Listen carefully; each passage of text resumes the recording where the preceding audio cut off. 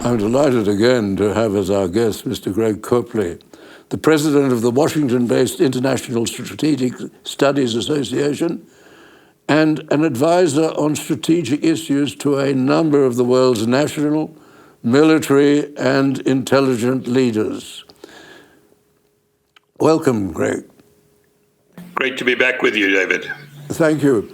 Now, we've just received news in Australia of Mr. Biden approving Ukraine's strikes into Russia.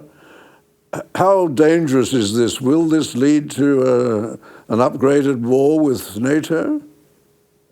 Well, there's no question that this war is now in its end stages, and there are going to be a number of moves by both sides to resolve it in their favor as they go to the negotiating table. There's no question that they're going to the negotiating table, and each one is now trying to maximize their leverage in the peace talks or the ceasefire talks. President Biden's approval for Ukraine to use some of its ATACMS long-range and very sophisticated attack missiles into the area of the sovereign area of the Russian Republic is significant in that it's given permission. However, it would be very unwise at this stage for the Ukrainian government of President Zelensky to actually use those. They may be counterproductive to the future for him and for Ukraine, not just because it would be a direct provocation of the war moving up from a proxy war between the US and the West against Russia, and into a direct war, but it would also mean that incoming President Trump would possibly penalize the Ukraine for risking such an escalation when he knows he has to be currying favor with Washington to get the best possible terms out of a ceasefire or a peace deal. President Trump seems determined to bring this to a conclusion. Is that a correct reading of the new government? That is absolutely a correct reading of the government. He sees it as a war which should not have been taking place, would not have taken place, in fact, had not the Biden administration, led in fact by the President Biden himself and by some people in the State Department, Victoria Nuland, the former Deputy Secretary of State, to push Ukraine into NATO, or promising to push Ukraine into NATO, which crossed a red line for Moscow. Moscow has always said that if NATO is going to continue to expand eastward and not incorporate Russia as a part of NATO, then it would be seen as a direct threat to Russia's interests. And of course, in early 2022, President Biden and Victoria Nuland, among others, pushed on this issue and said that Ukraine would become a member of NATO. As a result, Russia, which was not prepared really for an open confrontation at that stage, decided that it would have to seize the initiative and claim back its essentially Russian territories in eastern Ukraine before such a deal could be struck. And that's what led to the war. So right now, President Zelensky is now trying to seek an end to this conflict on terms which will allow him to survive physically as well as perhaps as president of Ukraine. But more likely, he is going to have to leave office with this next treaty, because otherwise the Ukrainian generals and the Ukrainian electorate are going to take their reprisal against him for having prolonged this war at a huge cost to the country. A quarter of the population fleeing the country never to return, hundreds of thousands of particularly young Ukrainians killed or injured during this war. So this is not going to end well for President Zelensky. He now has to make the best of it, and that means that he will probably be ill-advised to use these advanced long-range attack weapons provided by NATO, the UK and the United States, against targets inside Russia proper. Is my recollection correct in that when the Soviet Union collapsed and the Ukraine ended up with nuclear weapons, that the United States and the United Kingdom persuaded the Ukraine to hand the weapons to Russia, the nuclear weapons to Russia, in return for a guarantee from the United States and the United Kingdom as to the territorial integrity of the Ukraine. Is that a reasonable recollection? No, I think it's an overstatement. Basically, the Ukraine and the former Soviet Union, in its collapse, agreed to reduce the nuclear arsenal of the USSR, many of the weapons of which were in Ukraine. So the United States set up a mechanism to basically demobilize many of the former Soviet Union atomic weapons. Now, what we do know is that many Ukrainian officials stole those weapons, those nuclear weapons, and sold them to third parties, particularly to Iran.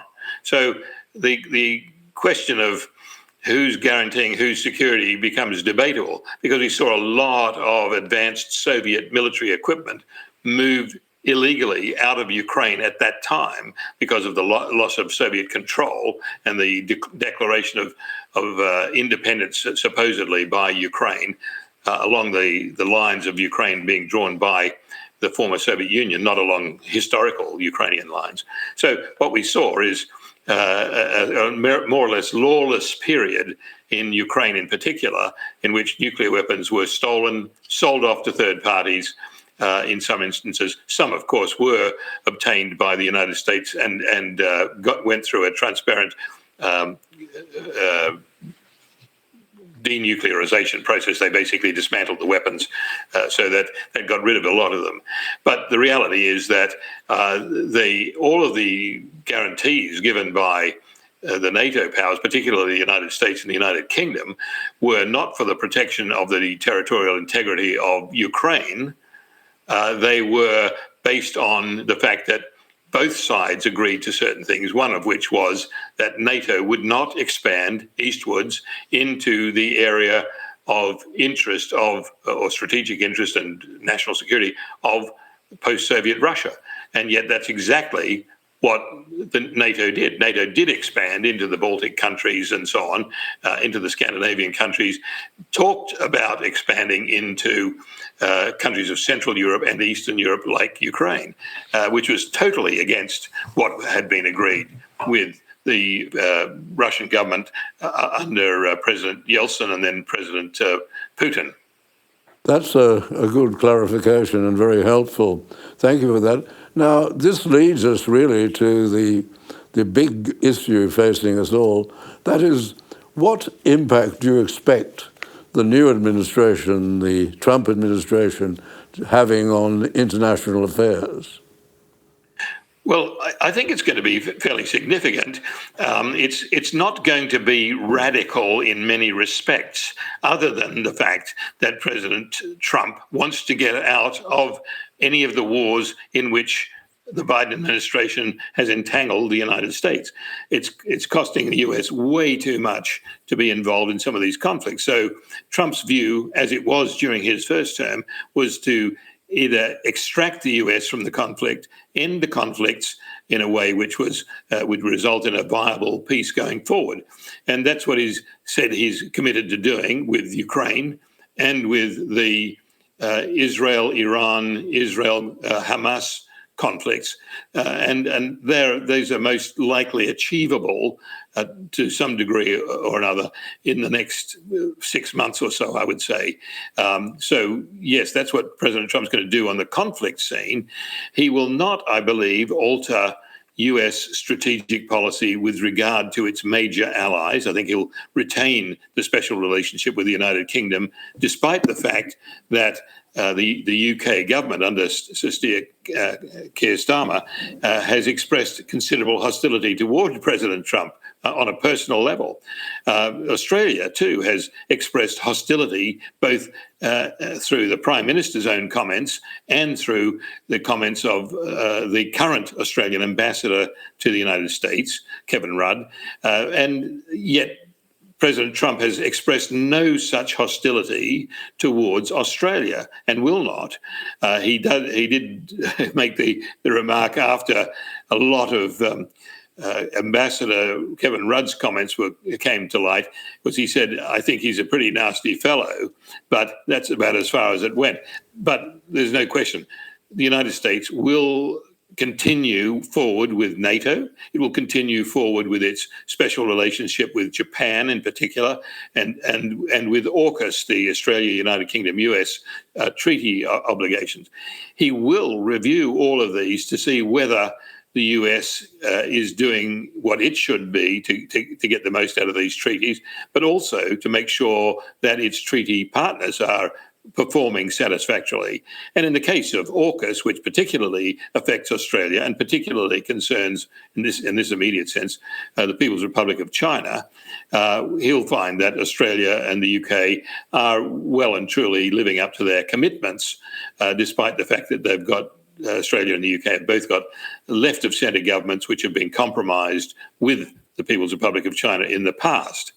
Having said that, President Trump, even by the fact that he was elected and before he's in office, has massively weakened Beijing's negotiating hand, and that's further imploding the People's Republic of China's economy and its strategic viability. We saw in the last few days, we saw US President Biden and the Communist Party of China's General Secretary Xi Jinping at the APEC summit, the Pacific Economic Summit, and both of them looking very downcast, both Xi and Biden looking very downcast. And it reminded one that both of those leaders have been put out to pasture. They're in their, use a US political term, in their lame duck session. President Biden effectively holding no power, which is why his recommendation to Ukraine to use these long-range attack weapons in the war with Russia basically didn't hold any water. But also with Xi Jinping, I mean, he has now been cornered by his own senior opponents within the Communist Party of China, and basically he's become a figurehead as well. And the question remains now whether he will even remain a figurehead for much longer. So what we're seeing is that President Trump's election spelled the end of the globalist totalitarianist tide which had been sweeping the world. And this is the tide, the globalist tide, which has essentially been using imagery and language to confront the nationalist movements within many countries around the world. So what we started to see even early this year was that this virtue signaling trend of supporting iconic social platforms has started to break down. People are no longer afraid to challenge the climate change religion. I'm not talking about environmental issues, but climate change religion or the transgender religions and so on. So all of that is starting to fall apart. And this showed it absolutely when the election came in the United States, electing President Trump and putting the Republicans in control of the House of Representatives and the Senate as well. So they've now got dominance in Supreme Court, both houses of Congress and the White House. It's game, set, and match. So essentially, we're seeing the majority of Americans now understanding that they can comfortably resist the virtue signaling jargon and imagery and divisiveness of the woke era. So that's a hallmark of a very different world which is emerging. And does that mean, if I can interrupt you, does that mean that a Taiwanese war is less likely? Absolutely. And we've said this before when we've had our chats, but now it is absolutely on the back burner as far as the Communist Party of China is concerned, and the ability of Xi Jinping to command such an action, an attempted invasion of Taiwan, would not be welcomed by either the Communist Party senior hierarchy or the People's Liberation Army itself, because there's too much doubt about it.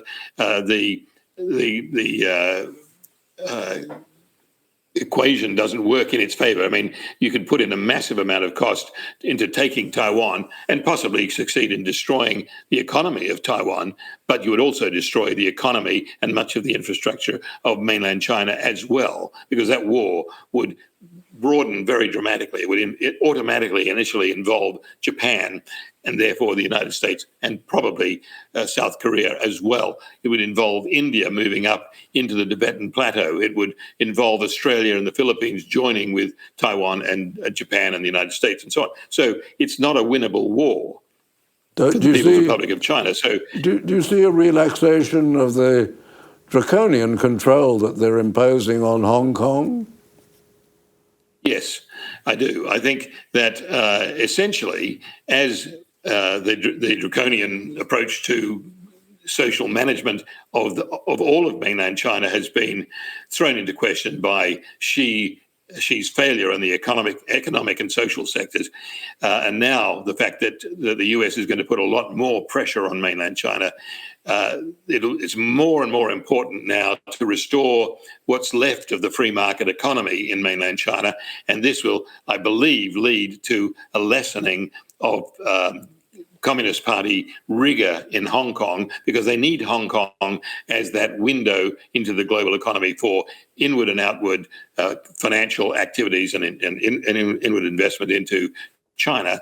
So I think we'll start to see a relaxation in Hong Kong. Now, what all of this does serves to give the Communist Party of China a little bit more breathing space. It removes Xi Jinping from his sole control over decision-making, but it enables some relaxation of the pressure.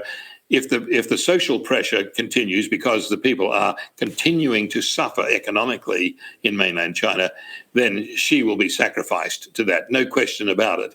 But Hong Kong should start to see some degree of relaxation there.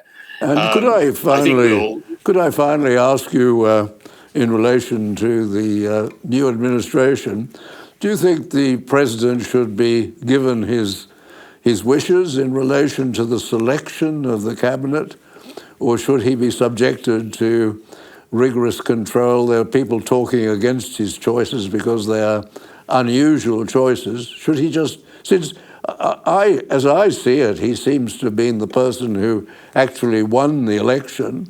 He seems to be the person who has the contact with the American people. Should he be given his freedom in relation to the choice of what is effectively his administration?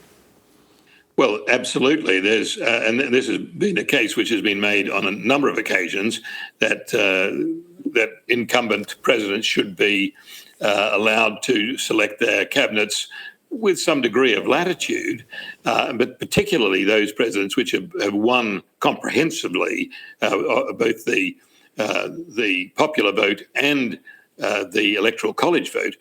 That gives them a lot of sway. Now, where we're seeing the opposition is coming largely from the Democrats, who really understand that these appointments are made from outside the traditional Washington establishment. And by the way, that also scares some of the old school Republicans who are centre leftish, or as they call them here, rhinos, Republicans in name only. They'll be a little more skeptical. They have always believed, and they demonstrated this in Trump's first term, that they wanted to be left to run things and keep the Washington status quo alive.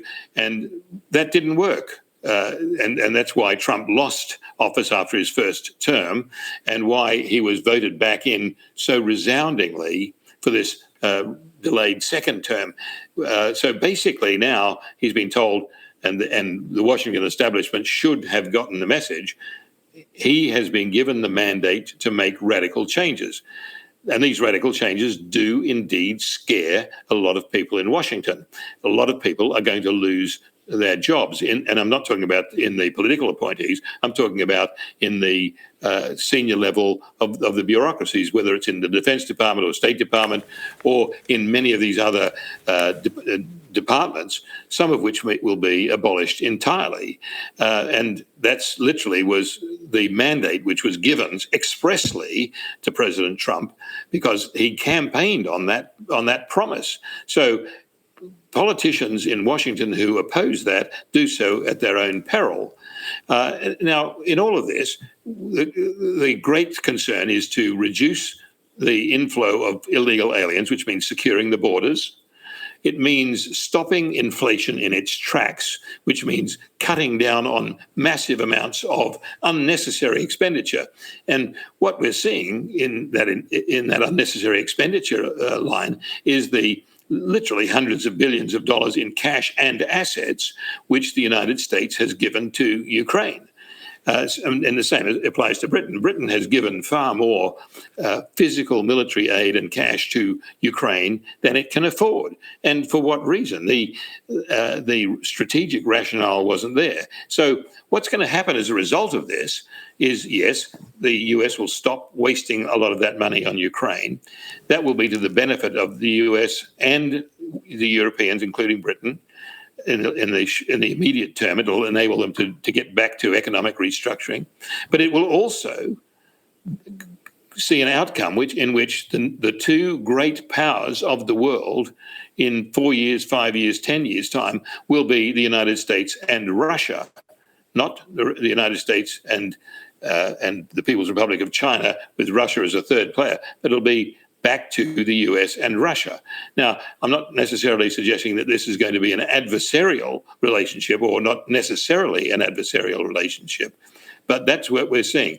And so what the Biden administration has done in the past 4 years by starting this real war with Russia, which, by the way, the Clinton administration attempted to do after the peace with the collapse of the Soviet Union, and what the Obama administration tried to do was to turn Russia into some kind of new Soviet Union, which of course it's not. It's a very anti-communist nationalist power, not the way that Obama and Biden and Clinton would have liked, but basically the relationship with Russia could have been much more benign, but now that it's the whole collapse of this anti-Russian, anti-Soviet, anti-Russian approach has occurred, we're now going to see Russia being able to peacefully evolve as the senior partner in the Sino-Russian relationship and a major player on the world stage, because apart from the United States, it is the only great power capable of some form of global power projection. Yes. Well, Gregory Copley, that was a brilliant insight, a number of insights into the present state of the world and how it will be under the new Trump administration. Thank you so much, and I hope you'll be available in the future to give us more insights into what is actually happening in the world. Thank you so much. Be delighted to do so. Thank you, James.